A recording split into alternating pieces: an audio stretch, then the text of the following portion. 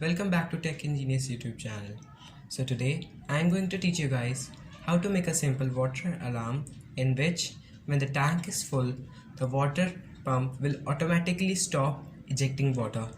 So let's see how it is made. Links are in the this project. You will be needing some straws, two 9-volt battery, 12-volt relay, two connectors, a motor pump, two switches, a BC547 transistor, a 1000 ohm resistor which is also 1k ohm resistor, 4007 diode, and two leveling wires. These are normal copper wires which are soldered from one end.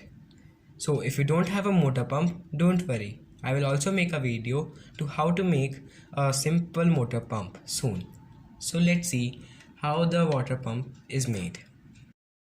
So friends, this is a circuit diagram of our project. You can pause the video and take the screenshot. Now you have to solder the diode to the 12-volt relay. So to solder it, you can see the white part of the diode. You have to solder it like this. In the circuit diagram, I have also made a double strip so that you can easily identify it. So like this, you have to solder it. Now it's time for the BC547 transistor. You have to solder the C part to this end, like this. Like this, you have to solder it. Now it's time for the 1k ohm resistor. You can solder it with any end because it does not have positive and negative. So you have to solder it with the central part of the BC547, that is the base.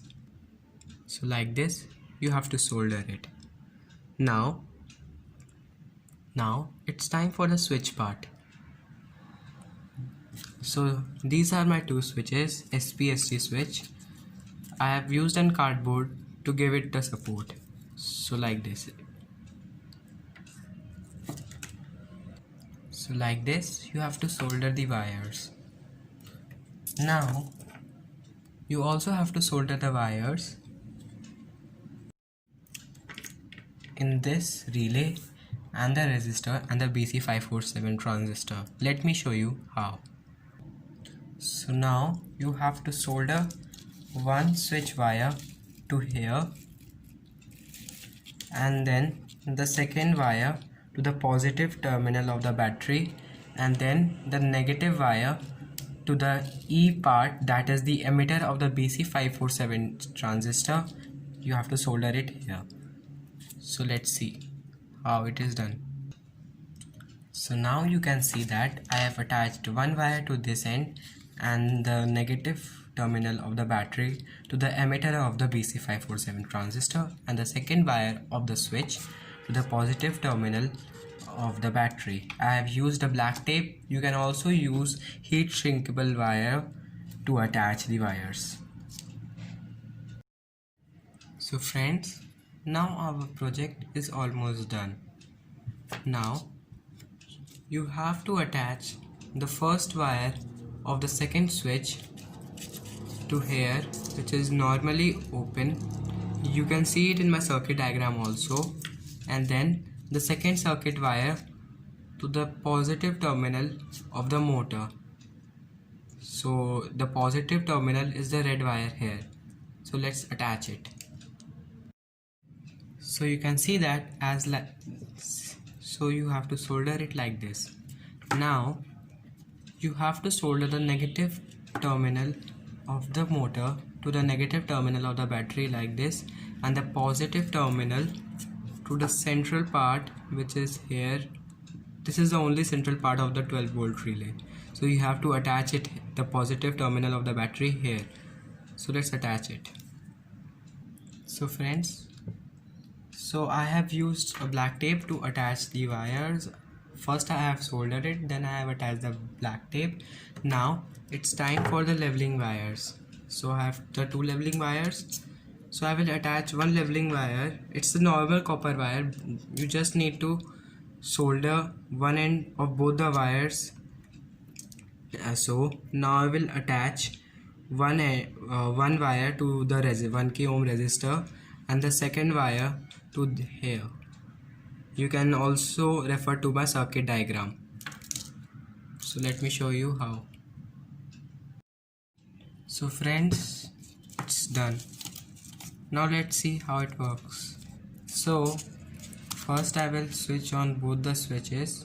So this is the motor one, and this one is for the relay to switch. Now the tank is filling, and when we will attach these two wires to the container, and when the tank is full,